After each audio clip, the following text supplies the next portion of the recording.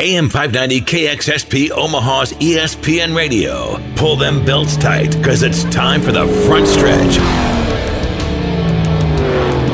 Presented by Kosiski Auto Parts at 50th and I Street. Welcome, ladies and gentlemen, to another great edition of The Front Stretch, presented by Kosiski Auto Parts, 51st and I Street in Omaha. 731-4592 is the number you can call, and you can get a hold of them. We're going to continue our tour with the Legends of the Dirt series in just a little bit. We're going to talk with Jimmy Owens, but before we get to Jimmy, we're going to talk with Dan Crawford of Beatrice Speedway. Dan, thanks so much for sitting down with us. That's my pleasure. Dan, talk about how your off-season's going. Have you guys made some changes to the track, to the facilities, any kind of upgrades, stuff like that? Yeah, we actually made quite a few changes to our track. We had a big dirt scraper in there for about 2 days. Added a lot of banking to our corners. If you've ever been to our track, we tend to flatten out on the top of 2 and 4, and we added about 2 foot of dirt to corners 2 and 4. So I think there'll be a drastic change, especially in the corners. I think a lot of classes will probably be able to go wide open all the way around. Made the corners a lot wider, so I think it'll be a lot more exciting for our fans, and I think the drivers will like it too. So that's probably the biggest change that we've made there on the track. That. What about your schedule? Have you guys released an official schedule for 2013 yet, or are you still working out some details? We just finalized it Monday night. Okay. It should be coming out. I don't know if it's on our website, but it should be out. If not, here in the next couple days, we'll put it on Dirt Drivers and then our website. We'll be able to go to that. We'll start everything off with Spring Nationals, which continues to become a bigger and bigger event every year. I believe the dates of that are March 14th, 15th, and 16th. So that'll kick the season off, and it'll be coming around the corner before we know it. Talk about your weekly races, ticket prices. When does the raceway open up? When do the gates open, and when does the racing start? We're going to start with Test and Tune, and then opening night will be April 19th. That'll be our first night. We'll go every night except one night we take off there in May with graduations going on. We feel it's important that families get to spend that time, so we kind of take that weekend off. I think it's the third weekend in May. We won't race that night, but then we'll race every night all the way till August 30th, and then our Oktoberfest actually this year will be the last weekend in September, and that'll be kind of the end of the show. But we wanted to move Oktoberfest up, so we're not on Kansas Speedway that weekend. So that'll be the 27th to 28th will be our Oktoberfest this year. I see. And what about, don't you guys have an SLMR series night? Yeah, we're gonna try an SLMR during our fair. It'll be on a Sunday. We're gonna have SLMR. We're gonna have the American Classics, and then we're gonna have a Sport Mod be our other supporting class. So that's something new. We haven't had late models for a long time. We hope that'll be a good draw, and expecting a big turnout for that. Now, you said it's during a fair, as in like a carnival? Be during our fair. It's a Beatrice fair? Our last day of our, Gage County Fair is that week. Okay. And that'll be the Sunday, which is the last day of our fair. Okay, that'd be good. Friday night we'll have our weekly show, and then that Saturday night's our Eve of Destruction, and then Sunday will be the SMR race. And what did you say was racing with the SLMR cars? The American Classics, which is basically the older version of the stock car, and then the Sport Mod will be the other supporting class. I know there's a lot of talk about the SLMR coming down there from the drivers. They were all excited about getting the series down there this year. A lot of them thought that was a great addition for a speedway. They're hoping it's something that can keep going in the years to come, and I think we're going to see quite a few cars come in there. I mean, it's sounding real positive about that race. Yeah, we're hoping, with the change of the track, I think it'll really benefit the late models. I think we'll be able to open it up with the more banking. We tried having it about 5 years ago, and I think we got rained out, and I know we had a great response, and I think we really will have a really good response. We don't have there's not a lot of tracks in our local area that race late models, so I think it'll be a good addition. It'll be during our fair, so we're expecting a really good turnout. You're going to be able to get Jordan or Johnny, a couple of the hometown favorites, to get out there and do anything with any of the late model drivers, or has there been any talk about that yet? I haven't heard any about that, but that would definitely be a benefit. Obviously Johnny used to race late models, and Jordan can about drive anything, so that may be something we'll have to try to work on. Well, I know Al Humphrey out there. Every once in a while he has another late model driver put in one of his cars, and it might be something that the Fair Board can get together with one of them two drivers and maybe talk to Al possibly about having a car there for him that night, being a special and kind of in Al's area also. I think it would be a good idea. Yeah, that would definitely be something we haven't really talked about much. But, yeah, I know Jordan's always up to, like I said, to running anything. So, that would definitely add some flavor to it to have a local guy there running with the other guys. That definitely would be interesting. Talking with Dan Crawford of Beatrice Speedway on the front stretch, presented by Kosiski Auto Parts. A couple of months ago, during our regular season, we had a guest on that was a rather odd guest to have on the show, but he's good friends with Jack Dover, who's a local racer here. His name was Brody Tolick. He was up from Australia, and we're reading the points results from your guys' race one night, and he had a question he wanted us to pose to you as the race director there. Is there something in the water at Beatrice? Because it seems like there is a ton of dirt track drivers that come out of that community. With the same last name. We have some of the best drivers around, I tell you.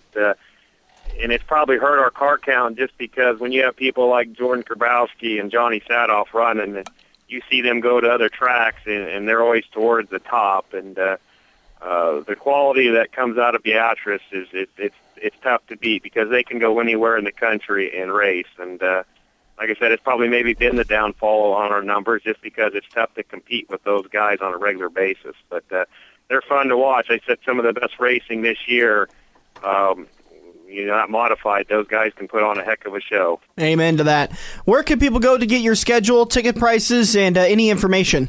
They can go to BeatriceSpeedway.com to get that. Our ticket prices, we're going to try to hold them the same and not change anything. $10 for adults.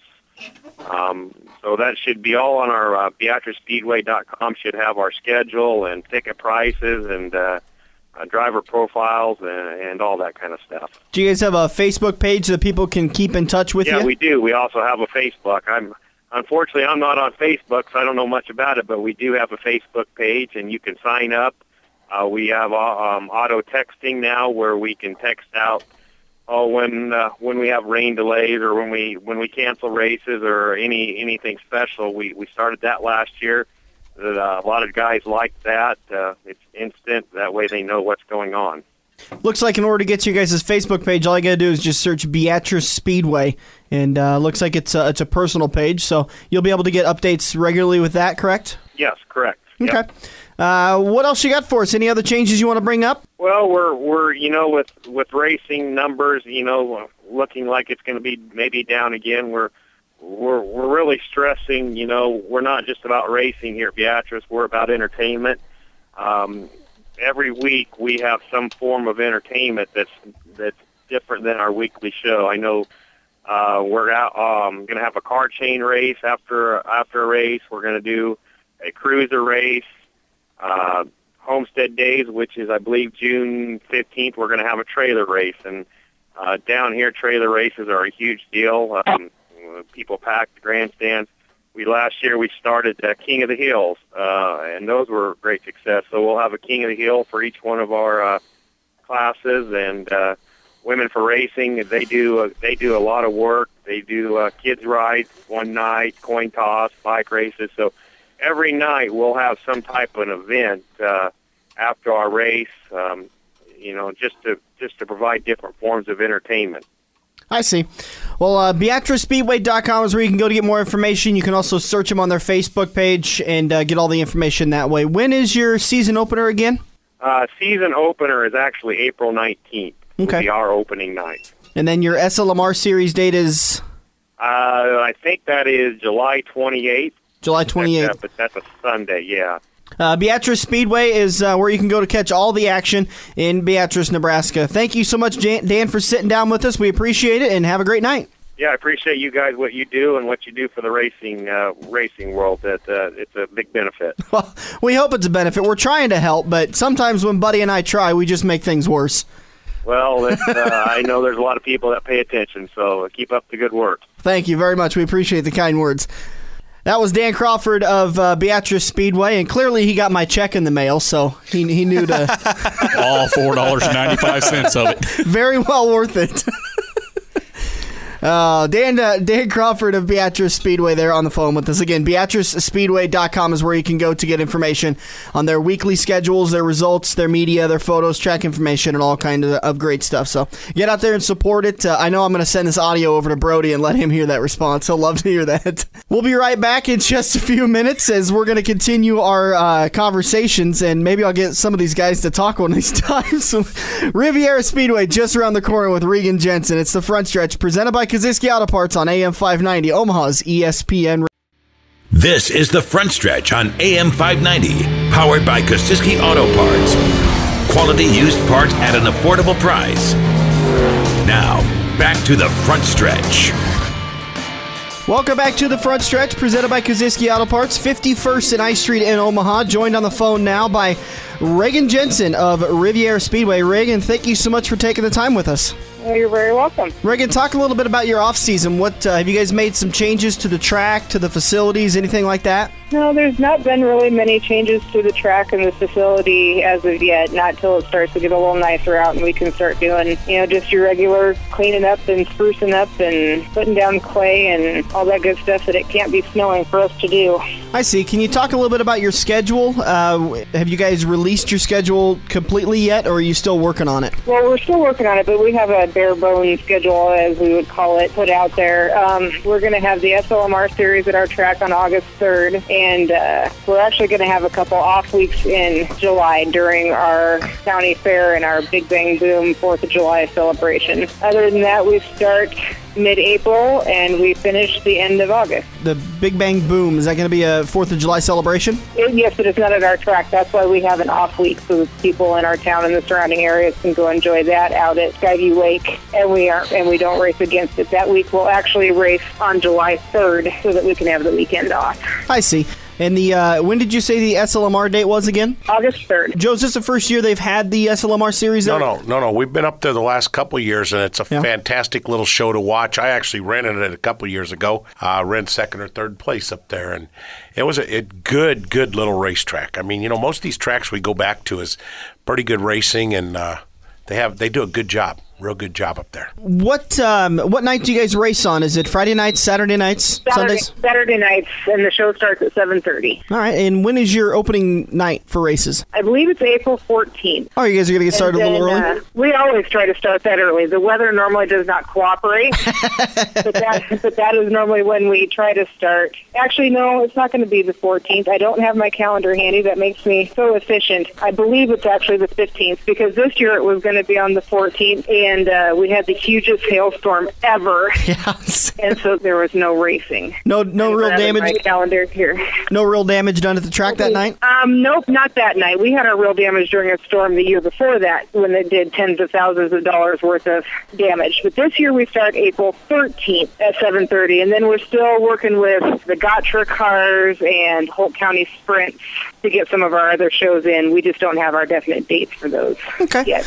Where can people go to get the schedule, ticket prices, contact information? Is there a website or a Facebook page? We do have a Facebook page. It's under Riviera Raceway. We also have a website that is not yet updated for this season. Our site guy is also on the off season, but that's at www.rivieraraceway.net. Anybody ever has any questions, they can always call and leave a message, and we also do have an email address that I monitor if anyone wants to jot us an email as well, and that's rivieraraceway@cable1.net. As far as classes, what all classes do you run in addition, when you do have the SLMR specials? And what, for a driver like me that's never been to your track, how would you describe your track? What size is it? Okay, I have to I've ridden this a million times. It is a 1/3 mile bank oval track. And we have Grand National late models, and then we have IMCA Hobby Stock, IMCA Sport Mod, and IMCA Sport Compacts, as well as a class for the youngins just starting out that are called Junior Hornet. But when we have our bigger shows, the young kids don't race those nights. Talk about a nightly race for you guys. Ticket prices, when do gates open up, when does racing start, and what all of the festivities that happen on a weekly race? Well, we'll see if my mom will sit over there and listen to me so we can make sure that I'm right. I believe the gates open at 6. Adults are $10. Students with their student ID is $7. Kids are $5. It's $25 to get in the pits, and the show starts, I believe hot laps start at 6:30, and the show starts at 7:30. And typically, how late does your races usually run? About 11 o'clock? You know, actually last year we had a good group of guys that just got out there and got the job done, and I bet you lots of nights we were done by 10 or 10:30. Oh, wow. Sometimes you have something happen, that makes it last a little longer. If you have something special, it makes it last a little longer. But, I would think 10:30 was about an average. Sometimes these drivers get a little cranky at each other and like to bring out a couple of cautions, huh? Oh, occasionally that does happen, where you just have the good old, let's have a tire fly off and the car roll over, and then, I can add some time in there, too. But when we got our show moving and no great mishaps, it's about a 3-hour show. I watched them last year, watched some of the other classes while we was there with the SLMR series, and they had one of the best Hornet races I've seen in a while, and their B mods was really good. I mean, two of the lower classes that don't always run the greatest show, but they were really good shows up there that night when our series was up there. Also wanted to ask you, how many years have you guys been going? A lot of the people like to talk about, they've only been open for 10 years or 20 years. I think you guys have been quite a bit longer, haven't you? This will be our 49th year. Is it all under the same ownership, or did someone else build the racetrack before you guys got it? My dad built it. He ran it up until his health didn't let him, and now we do it within our family. 49 years, one owner. Kind of six degrees of separation here. My dad, I didn't realize this until here, a month or two ago. He was talking about Riviera Speedway. He remembered it as a kid, and I asked him, I was like, oh, so you went to go watch races. He actually worked at Riviera Speedway. He did. Your dad raced in or worked in Norfolk? He worked at the racetrack. Really? How many years ago, bud? This had to be like the first 10 years Riviera was open. How old's your dad now? If my dad 68. was still with us, he would probably remember who he was, too. He's got a real good memory for names and faces and people who have worked for him in the past. Yeah, I told Dad, I was like, really? I thought you started racing at this other track, and that's how you got it. He goes, no, when I was a kid, I used to work down in the pits and like concession stand. If they wanted me to run some hot dogs or hamburgers back and forth, I'd do that. I would just show up and I would just go do whatever the track manager told me to do. So he's the one we blame for all of this Buddy Ray stuff. Yes. And with the tire rolling off and the cars flipping over, I don't think she's incredibly accurate on that because I have not raced Riviera yet.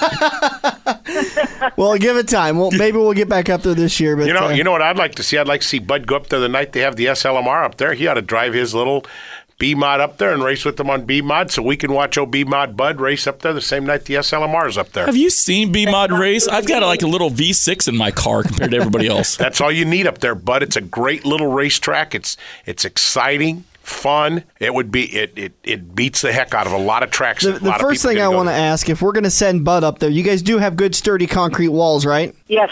Catch fences for the fans, plenty of medics on hand. Yep. We got that all covered. Well, I'm more worried about the catch fence because when I lap everybody 3 times in a 2-lap race, I want to make sure that when I pull a Tony Stewart and I climb the catch fence, that it's going to be able to support me. Bud, you would get lapped 2 times in the 3-lap race. We had one of our racers, and his name was Brian Cook, and he climbed that fence more than once when he won his race, just because he thought it was a fun thing to do. So it can support a race car driver climbing up it when he wins. I'm looking at the aerial picture of your track, and if it's not an optical illusion, am I seeing this right? That it's kind of like a paper clip, kind of like Bristol, to where the turns 1 and 2 are different than turns 3 and 4. I would say 3 and 4. Does it show 3 and 4 a little tighter than 1 and 2? Yeah, it does. Yeah, 1 and 2 seems to be a little bit bigger round than what 3 and 4 does driving on it. Like I say, I ran there 2 years ago, and I really like the place. Thanks for your help. Yeah, I really like the place. I think it was one of the nicest places the SLMR series goes to. I was kind of disappointed when we wasn't getting the show on early this year, and we called a few people and didn't know who to try to get a hold of in order to make sure we got a show scheduled. And I was so happy when you guys got your schedule and you called up and said, hey, let's get another SLMR show up there. I wished we was back in that June time range. I was a newbie to the planning, and I will make sure that I'm a little bit more ahead of time next year, because I also preferred the June time because it was always around Father's Day, which made it kind of special for my dad. This year, I was just not quite on the gun. Next year, we'll take care of that. There you go. And maybe next year, with it being 50 years of the Speedway, we can make something really special and live about it. How about a 50-lapper? Ooh, Well, 50 lapper. You're on the spot. I think you can do it on that track. My notebook. I have to make sure what we got for rules there, because I know sometimes the rules require a little more money for 50 lappers. So true. I would want to make sure before I do it that I wouldn't be hurting anybody. We have a year. We'll start working on that at the end of this year. There you go. Maybe you can pull a sponsor up for next year that would help out getting that 50 lapper there. We sure could try that. Talking with Regan Jensen of Riviera Raceway, and RivieraRaceway.net is where you can go to get more information. Do you guys have a Facebook page also? Yep, it's under Riviera Raceway on Facebook as well. Thank you so much for joining us, Regan. We greatly appreciate your time. Well, thanks for talking to me. That was Regan Jensen of Riviera Raceway. I got to make sure I say it right, because there's speedways, there's raceways, it's all sorts of things. So, is there any rhyme or reason to speedway, raceway? Just pretty just much a name. picking. Okay. It's I don't know if it's kind of like Buddy Ray. You know, he's got about Buddy or is he Buddy Ray? You know what I or mean? is it Bubba J? Yeah. You know me. If I had $1 for every time during the week somebody asked me, "Is that really your real name?" Yeah. That's what I thought too. When I first called you to meet you for the first time, I was like, "This guy's name isn't really Buddy Ray." Oh yeah, that's sure his enough. real What's your name. middle name, Buddy Ray? Buddy Ray. I remember when I went to Blackbird Bend, there's a lady up there, Sandy, real nice lady. She worked at Raceway Park and Blackbird Bend, and she worked at Raceway Park and Park Jefferson. And when I filled out my registration back in 2004, she goes, "Name, Buddy Ray." No, seriously, what's your real name for your W9 or whatever it is? Buddy Ray. She's like, good Lord, if that ain't a race car driver's name. No, that isn't a race car driver's name. And a bull rider at that. I mean, bull something else. But not bull rider or race car driver. On that note, we're going to head over to our Legends of the Dirt series, and we're going to talk with Jimmy Owens just after this. Thanks for hanging on with us. It's the Front Stretch on AM 590, Omaha's ESPN Radio. You're listening to The Front Stretch on AM 590, Omaha's ESPN Radio. Brought to you by Kosiski Auto Parts and Team PRP. Premium recycled parts at an affordable price. Welcome back to the Front Stretch, presented by Kosiski Auto Parts, 51st and I Street in Omaha. You've been hearing me talk about it all winter long, and I'm going to continue to nail the subject down. Quit going to those expensive auto parts stores, because you're just going to overpay for the exact same thing that you can get at 51st and I Street at Kosiski Auto Parts. Get more information about the company online at Kosiski.com. You can also give them a call at 731-4592. We're joined on the phone now by our next interview for the Legends of the Dirt series. Very excited to have you on the phone. Jimmy Owens, thank you so much for joining us. Hey, good to be here, man. What y'all doing? Well, we're just enjoying another beautiful day in the great country of America. We're up in the Omaha area, so we're kind of enjoying the weather. It's kind of swinging back and forth, but where are you at right now? Well, I'm just pulling back up the shelf. Jimmy, let's talk a little bit about the history of Jimmy Owens, and start off from the very beginning. What got you started in dirt track racing, and at what point in your life did you realize this is what I want to do? Oh, I don't never remember not wanting to do this. I grew up around racing. My brother raced. My dad helped people, and my papa actually used to race. And I've always wanted to drive a race car, and just never really had the funding or the time to do it until later in my life, till I was about 19, I guess. My brother raced, and I always helped him. But finally, we got to fabricate, and we built cars for people and all that stuff. And I built some cars for some local guys that had a little bit of money, and they had an old street stock. Well, with that old street stock, I was building their modified car or whatever. We was building it, and I kept on asking what they were going to do with that old car. They were loaded. And they said, well, I don't know. And I was like, you need to let me drive it. They was like, well, why should we let you drive it? I said, well, it's just going to sit there. And finally, they broke down and let me drive it. And, I guess I've been driving ever since. You had to really twist their arm, huh? I did. Or they Oh, they was going to let me the whole time and was making me beg for it one. I hadn't figured it out yet. But I've always been really, really fortunate. I've never had the money to do it on my own, and I've been really blessed with a lot of people coming along and helping me and giving me opportunities. Hey, Jimmy, didn't you run that modified for like a 30 or 50,000 to win down in Texas one time? I did. I ran it a couple of times, and I was actually. I'd run my modified quite a bit and got a lot of, won quite a few races and stuff. Never got a race against the big name guys. I did in UMP, but, the INCA was a more popular class at the time. And see, I never knew none of these guys, so I rolled up down there, and I guess it was, Longhorn Roundup. And we ended up running second behind Steve, I think, was the one that won it. Steve won one. I think it was a double feature race that day, if I remember right. Steve won like a rainout driving for Charlie Clark, and he won a rainout, I think, and you won the show that they was putting on that year, or however it worked out there. We won the Steve won the 30, and we run second behind him, and then we won the next night out. But that was my first actual big-time road trip that I'd ever been on, and it was pretty good. I got to race with Steve and all the Mark Noble and Kelly Shyrock and all those guys I'd always heard about and read about. And that was that right there, that race, that weekend, and that year was probably the turning point in my career when people started seeing me, and I was able to get more and more bigger and better opportunities to move on up in the sport and to be where I am today. Jimmy, one of the questions I wanted to ask you, I couldn't wait to ask you this. How did the nickname, the Newport Nightmare, come into play? I've always been intrigued by how racers get their nicknames. I mean, Andrew Kosiski, we go to I-80, he's known as Sally. How did you get to become the Newport Nightmare? We ended up, we got, I think all the Altman Clank tagged that one on me, but one of our best years we've had on the modifieds. I think it was more like, 45 out of 60 starts, and every time we unloaded, nothing went wrong. If it did go wrong, it went wrong after the race. We won a big race at Brownstown in the modified, and pulled out on front straightaway, and went to start the car, and the battery blew up, and just things like that all year long. Nothing went wrong for us, and so it got to where people started dreading us to come, I guess. Anyways, it was a really good season for us, and that's when we got it. So, and I didn't like it. I hated it because I just wanted to race and have a good time, and they started calling me that. And I guess it's here to stay, so whether I like it or not. In case you're just tuning in, we're talking with Jimmy Owens. It's a part of the Legends of the Dirt series here on the Front Stretch, presented by Kosiski Auto Parts at 51st and I Street. Jimmy, you started your career off in the modifieds, and then you've moved over to the late models. Can you talk about the difference between the two, and was there any apprehension in switching between the two? Were you worried that you were going to have a rough year in an adjustment period going from a modified to a late model?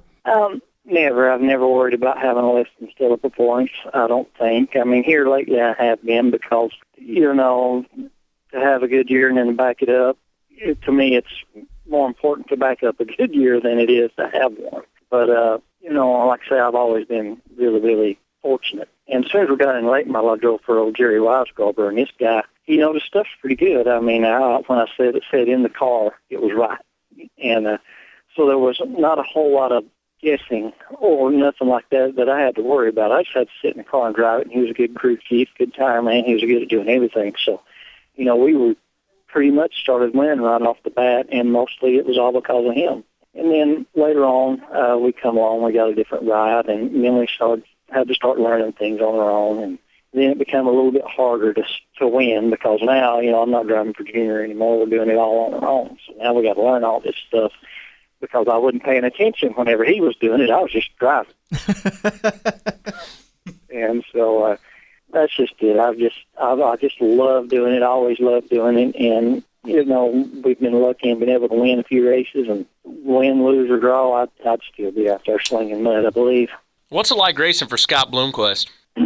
Actually, we don't race for him. We race for Mike Reese. But driving one of Scott's cars and racing racing with those guys it's really good. To be competing with him and Billy Moyers and legends of the sport like that is to me, it's like racing with Dale Earnhardt. You know, if I was a big NASCAR fan and really wanted to do that, then, you know, you're not racing NASCAR, but you never really raced with Dale. And I've had the opportunity to race with the Dale Earnhardts of our sports, and it's really awesome to me. I mean, I've never, even now, today, we're out there racing, I'm like, hey, check this out, I just passed Scott, you know, or I just passed Billy, or, you know what I mean, and I don't really feel bad when they outrun me because they're supposed to. Now, Jimmy, you mentioned NASCAR there, and here on the front stretch here a few weeks back, we were talking about, you know, how many drivers are there out there in the dirt here in the United States, whether it be a modified or a late model or an SLMR series late model or, you know, a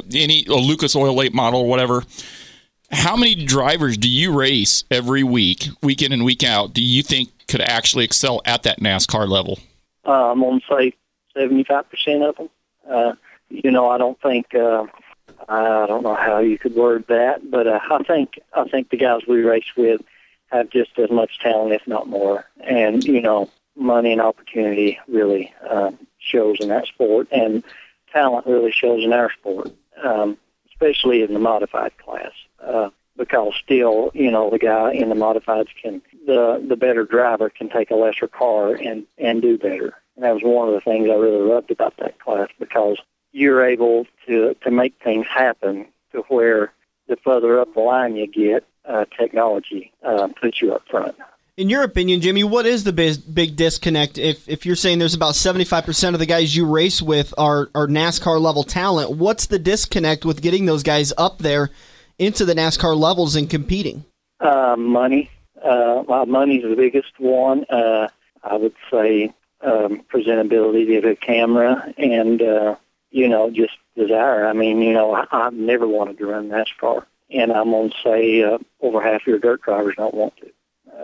That's just me. But I've actually never had the opportunity, but I've been around it my whole life. L.D. Ottinger lives right out the road, and he used to run the Busch Grand National Tour and all that stuff, and he's actually a champion. My brother worked for him, and my brother was a big asphalt racer, and most of my whole family was part of asphalt and the people I grew up around, but I just never actually run several asphalt races myself. I just hated it. I never wanted to do it. I'm where I want to be. My dream has come true, and I'm doing what I want to do. Hey, Jimmy, I know next year they're going to run the trucks at Eldora. They made the announcement July 24th. It's a Wednesday. Do you think you'll be getting contacted to drive a truck for somebody there, or do you think the teams will just run their regular driver? I'm sure they'll run their regular drivers there. If somebody was to contact you from one of the middle-tier teams, would that be something you'd be interested in jumping into for a one-off race? Probably, but, you know, not that I'm interested in NASCAR and all that stuff, but I enjoy being a part of history. So that would be, you know, the first race ever run on there, and it would be great to be a part of that. Just like, you know, when they did the 4 wide at Charlotte, the World Outlaw 4 wide, they had the sprints, the late models, and the big blocks. They did all that from the cameras. You know, I was pretty people to be a part of that. You're listening to The Front Stretch, presented by Kosiski Auto Parts, 51st and I Street, talking with Jimmy Owens as a part of the Legends of the Dirt series. What is your take? What do you think of NASCAR, whether it be, you know, the Nationwide or the Cup or whatever, but what do you think, what's your thoughts on NASCAR bringing the trucks to Eldora? You know, I don't know. I think I think the more broader fan base you can get watching dirt races, the better it will be for our sport. And once you get, you know, you've got a lot of asphalt racers that really like watching asphalt, and when they see them on dirt track racing and all that stuff, and maybe if they see the better races they could probably have, the more they'll turn their attentions toward other sport, you know, toward late models and mods and all that stuff. Now, when you leave I-80 next year at the Silver Dollar Nationals, it'll be that Wednesday when they go to Eldora. Last year, you guys went to New York. I have not seen the schedule out yet. Are you going back to New York after I-80 again this year? I'm not sure when we're going back, but we're going to State Line. That's right there, right at New York. But the normal New York swing isn't part of our schedule this year, and I don't think we got to make that trip. So that was kind of tough. We're going to take a quick break, and just around the corner, we'll continue our conversation with Jimmy Owens as a part of the Legends of the Dirt series. Stick with us. It's the Front Stretch on AM 590, Omaha's ESPN Radio. This is the Front Stretch on AM 590, powered by Kosiski Auto Parts. Quality used parts at an affordable price. Now, back to the Front Stretch.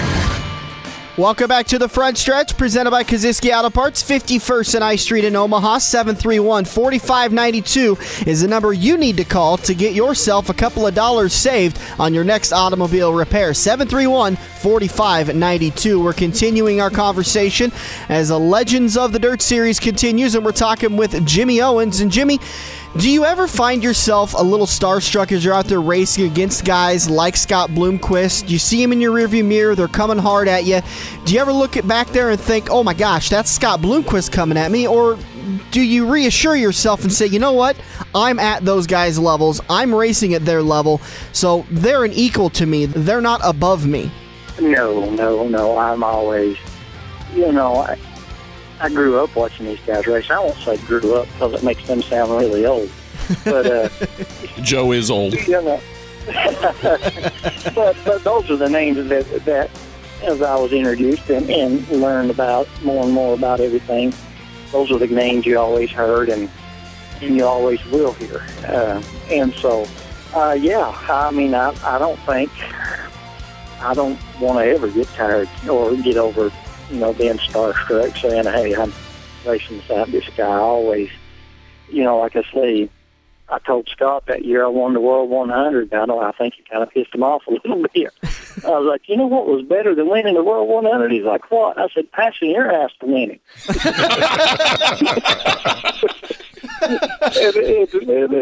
and he might have took that in the wrong content, but, it was like, I passed the best man in the sport to win this race. Do you get kind of worried running his chassis now? Maybe he's going to send you something that's just a little bit off? No, I don't think so. Because if I'm off, he's off. It makes him look off. So I don't think he can afford to put me in junk now. So. Jimmy, I think the day that you'll start feeling that them guys are racing with you is when they retire, because all of a sudden you're going to turn around and be the man standing that's taking over their spot. And when Scott's not racing no more, or when Billy's not racing no more, I kind of know the feeling, and all of a sudden you're going to turn around and say, oh, I'm the man right now. And, don't discredit yourself. Anybody who's won Lucas Oil points championships and won as many races as you have, damn it, pat yourself on the back and say, I am as good, but I give them all the respect. Well, I don't know. It is what it is, and I'm just going to ride it as long as I can. But, we're just having a good time, and hopefully we can keep doing it. Good. Hey, Jimmy, kind of following that last question there about being with the starstruck with the drivers and that, like, who would be your favorite racer, favorite track, stuff like that? I mean, you had a favorite racer when you were younger. Who was it?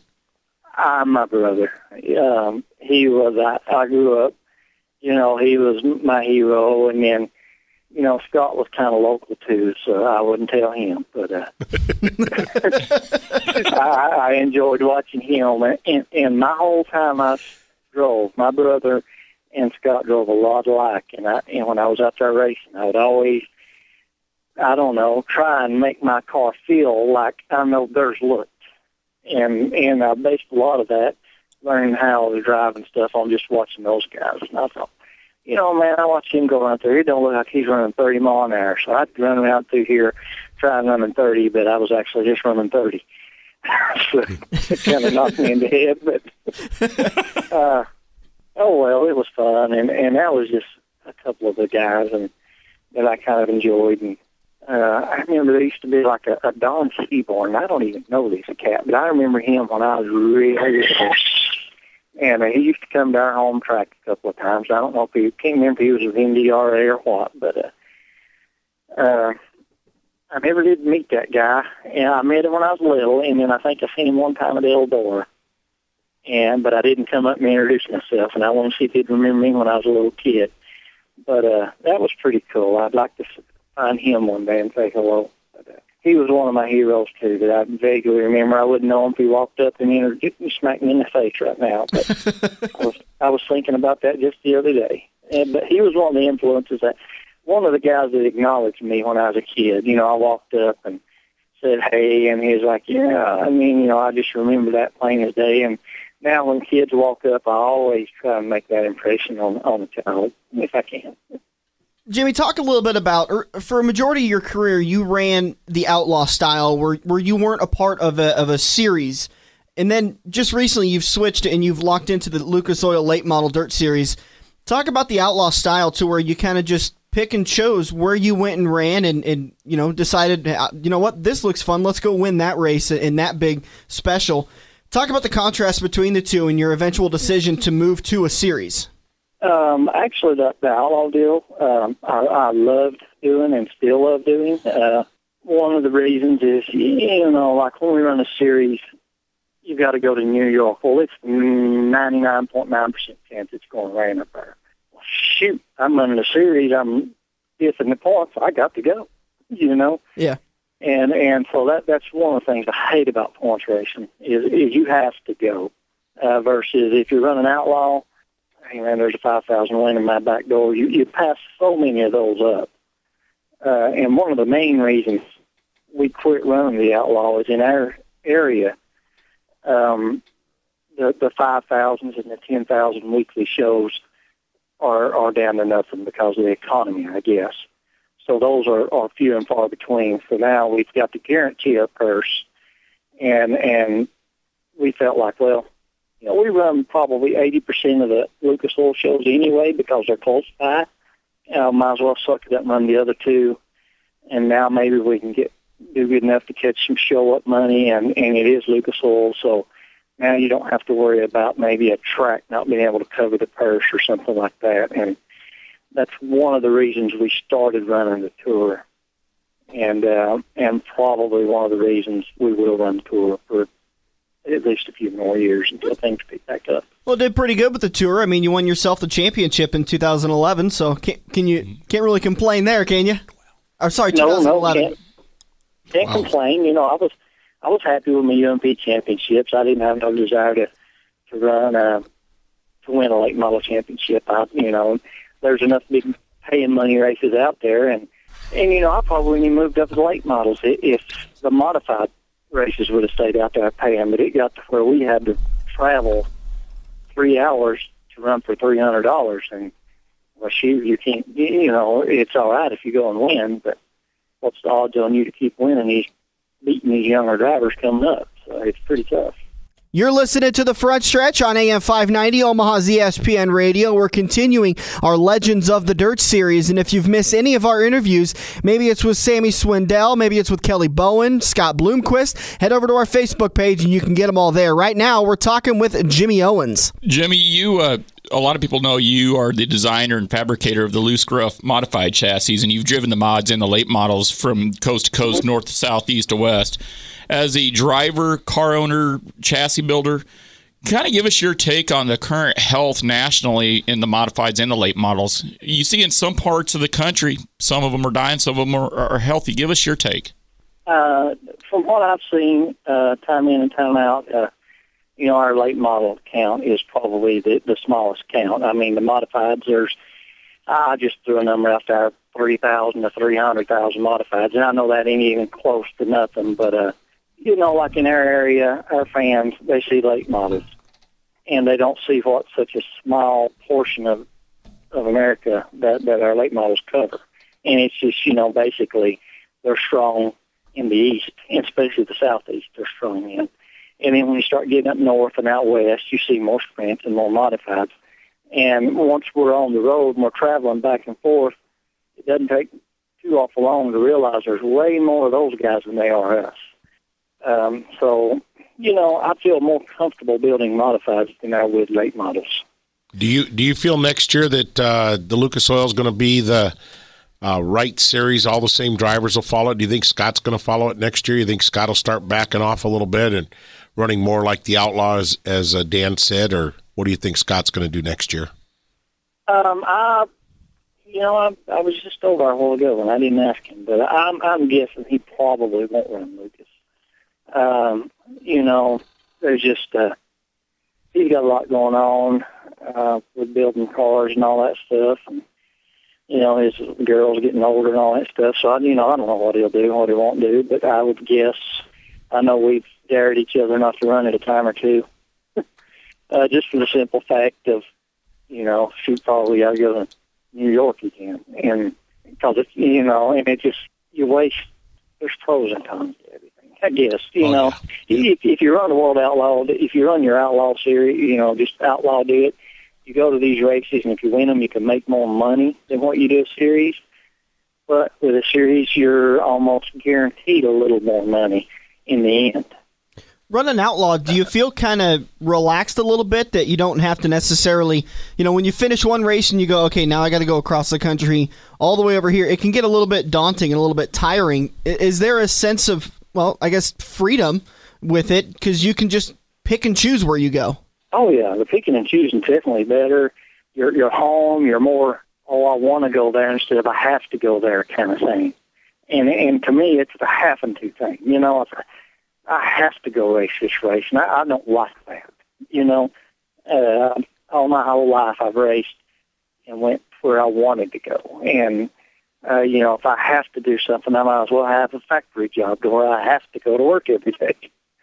That's one thing. That's just kind of how I look at it. I might be all wrong, but that's just kind of how I feel about running a series. It just makes it feel more like a job than a hobby and an enjoyment.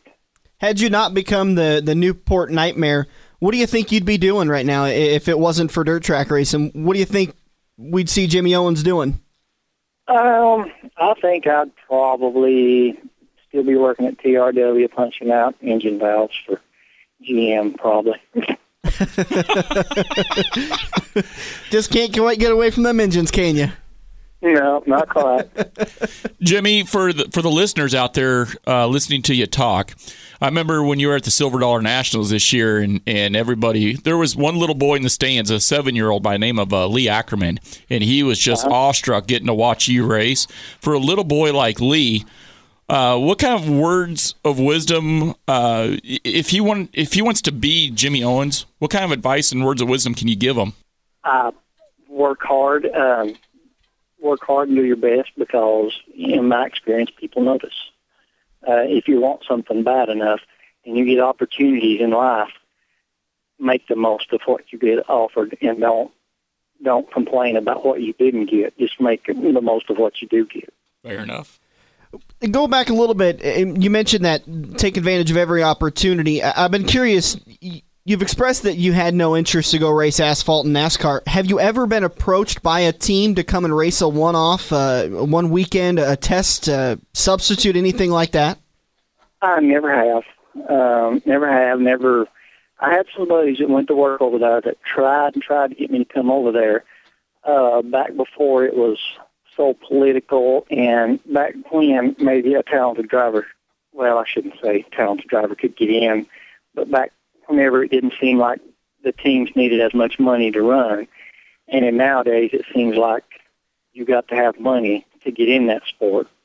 Back whenever Tony started running it, they were out scouting for drivers, and now they're like making their own drivers somehow or another. But back then, some guys wanted me to come, and I was like, no, I ain't got no desire to be over there.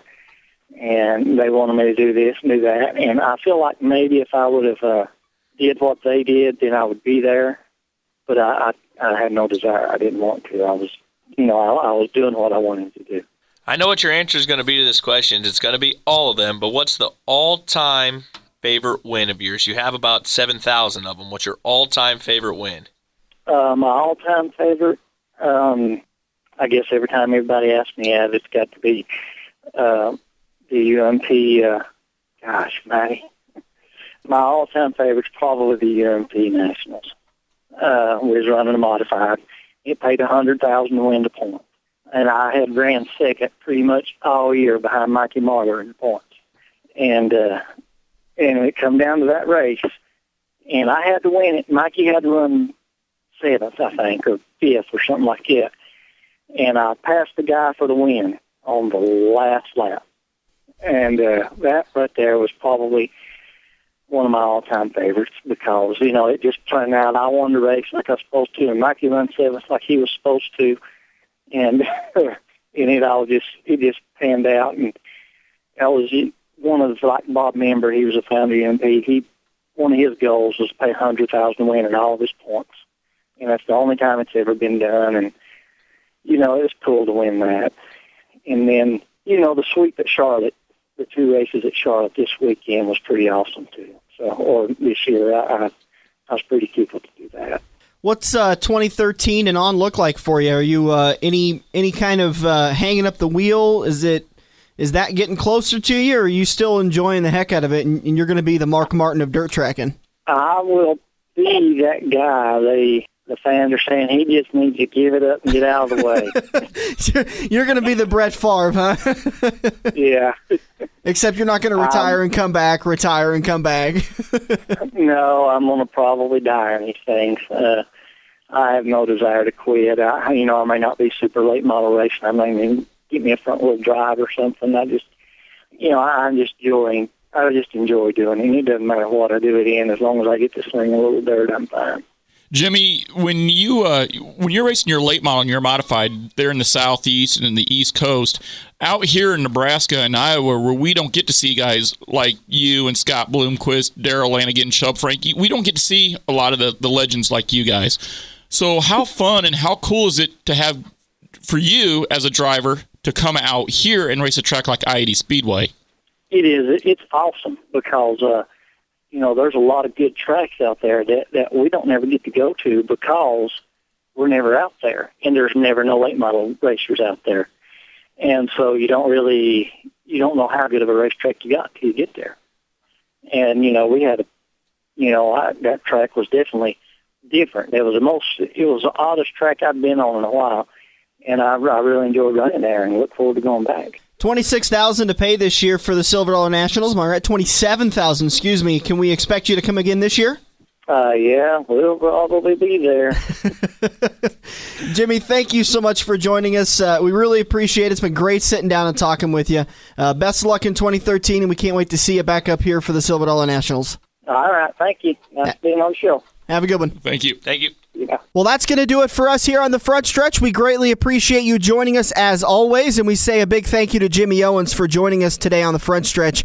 If you happen to miss any of the interviews we've done as a part of the Legends of the Dirt series, maybe you missed the Scott Bloomquist, Sammy Swindell, Kelly Bowen, Kyle Burke, maybe you've missed one of those interviews, you can always head over to our Facebook page. We've got all of the links posted on there so you can get the replays and the podcasts of those interviews. Next weekend, we've got a very special edition of the Legends of the Dirt series, as we're going to do a roundtable edition with Dave Chase, Bob Kosiski, and Joe Kosiski. We sat down at Quaker Steak and Lube a few weeks ago and did a roundtable with it. Had a lot of success with it, and we're very happy with it. We hope you enjoy it. That's all going to be next weekend. In the meantime, we hope you have a great week and hope you have a great weekend. Thank you so much for joining us. Thank you so much for supporting us. This is The Front Stretch. We'll see you at the track.